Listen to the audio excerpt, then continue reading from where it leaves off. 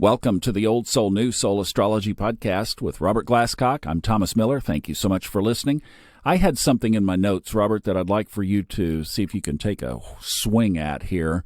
In something in the past, you had mentioned that some planets are harmonious to a particular house and disharmonious to a particular house. And whenever you say something like that, my notes immediately come up and I jot it down because I want to know which is which. Well, there's really an easy way to remember this. They're basically signs which have traditionally been favorable for certain planets and not so favorable for other ones. And the same applies to houses. These are called dignities and debilities in astrology. And you have two kinds. When a planet is in a sign, say the sign of its exaltation, then it tends to operate, that planet operates optimally. When it's in the sign opposite the house of its exaltation, it's in its fall, or the sign opposite. Well, those exaltations and falls and debilities and detriment and so on, they correspond to the same signs in the natural wheel. So, for example, the sun, it rules Leo, and it's favorable in Leo. But the sun is exalted in the sign of Aries. It's the best sign. That's an optimal expression of it. And it's also accidentally dignified when the sun is in the first house in any sign, because the first house corresponds to the sign of the sun's exaltation, which is Aries. So a sun in any sign but in the first house is considered to be accidentally dignified. The sun is detrimented when it's in Aquarius, and it's in its fall in the sign of Libra, because the sign of the sun's exaltation is Aries, and the sign of a planet's exaltation is opposite the sign of its fall. So the sun is dignified, it's exalted in Aries. It's in its fall in Libra. And it's detrimented in the sign opposite the sign the sun rules. The sun rules Leo, so it's detrimented in Aquarius. The moon, for example, rules Cancer. It's detrimented in Capricorn, the opposite sign of its ruler. The moon is exalted in Taurus. So to know the sign of its fall, that would be opposite Taurus, which is Scorpio. And by the same token, the moon is at its best in the second house. No matter what sign the moon is in, if it's in the second house, it's accidentally dignified. If the moon in any sign is in the eighth house, it's accidentally detrimented, because the eighth house corresponds to the sign of the moon's fall, which is Scorpio. Mercury rules two signs, Gemini and Virgo. Mercury is considered exalted in the sign of Virgo. Therefore, its fall, Mercury's sign of fall, is in Pisces. And if you begin to think these things through, it makes sense. Mercury is about logic and reason and compartmentalization. Pisces is about dissolving boundaries and dissolving definitions and dissolving reason, if you will. Pisces is a water sign about intuitions and feelings. But that's not what Mercury is about. Mercury is about thinking. So Mercury rules Gemini and Virgo. It's in its exaltation in Virgo, Mercury, and it's in its detriment in Sagittarius and Pisces both. But it's in its fall in the sign opposite its exaltation, Mercury. And Mercury's exaltation is Virgo, so Mercury's in its fall in Pisces. You take Venus. It rules Taurus and Libra.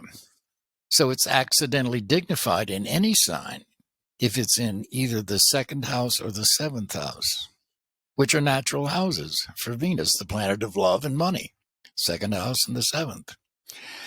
Venus is exalted in Pisces, so the sign of its fall is opposite that. It's in its fall, Venus, in Virgo. And Venus, again, is detrimented when it's in Aries or Scorpio. So you take Mars, for example, rules Aries and Scorpio. Mars is exalted in Capricorn. So its fall is in the sign of Cancer, which again makes sense when you think about it. Mars is detrimented in Taurus and Libra, because again, Mars rules Aries and Scorpio. So it's detrimented in the signs opposite those which it rules, and that's Taurus and Libra. Jupiter rules Sagittarius and Pisces. All right, so its detriment are in the opposite signs, Gemini and Virgo. Jupiter is exalted in the sign of Cancer. Its fall is Capricorn. So Jupiter is accidentally dignified in any sign if it's in the 4th house, which corresponds to Cancer, the sign of its exaltation. And Jupiter is accidentally detrimented when it's in the 10th house, which corresponds to the natural sign of Capricorn. And that sounds counterintuitive, because Jupiter tends to indicate expansion and success and so on. You would think in the 10th house that it would be very favorable position. But in fact, that is the house of accidental detriment for Jupiter. Saturn rules Capricorn and Aquarius. Well, Saturn and the opposite signs, Cancer and Leo, are the signs of Saturn's detriment. Saturn is exalted in the sign of Libra. It's in its fall in the sign of Aries. So Saturn rising in the 1st house is accidentally detrimented in any sign. Saturn in any sign in the 7th house is accidentally dignified, because that's Libra's natural house. And then the outer planets, you only really use the old Chaldean planets for the rulers of the signs to do this. But you can look it up online. You can look up planets, just astrology, essential dignities and debilities. You can look that up on Google and get this list. And as you begin to think about it and study it, you'll begin to memorize it and you'll know it by heart. And it is very useful. And another way to think about this, Thomas, is that as far as these accidental dignities go, Saturn, for example, it's exalted in the sign of Libra. It's also accidentally dignified in the 7th house, because that is Libra's house in the natural wheel, which begins with 0 Aries.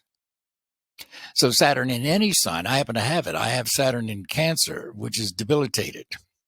But it's in the 7th house, so it's accidentally dignified. So it's incumbent on me making a career, Saturn, out of being professionally caring and nurturing Cancer for other people, counseling, consulting with other people.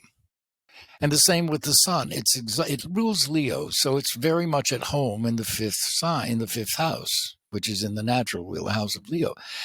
But the Sun is exalted in Aries, and that's the 1st house in the natural wheel.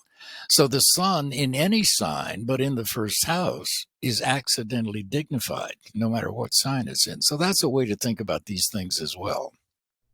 Well, that is awesome. So, as Robert mentioned, there are some tables that you can find online if you just search up dignities. And go to the graphics, go to the images, on Google, and you'll find some tables that you can just download and keep in your notes with you, or print out, have on your desk, whatever it is, until you get it memorized.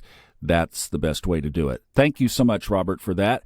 Check our show notes out for everything going on in the podcast. Thank you so much for listening. We'll be back next time with the Old Soul, New Soul Astrology Podcast with the #1 GOAT of all time, Robert Glasscock.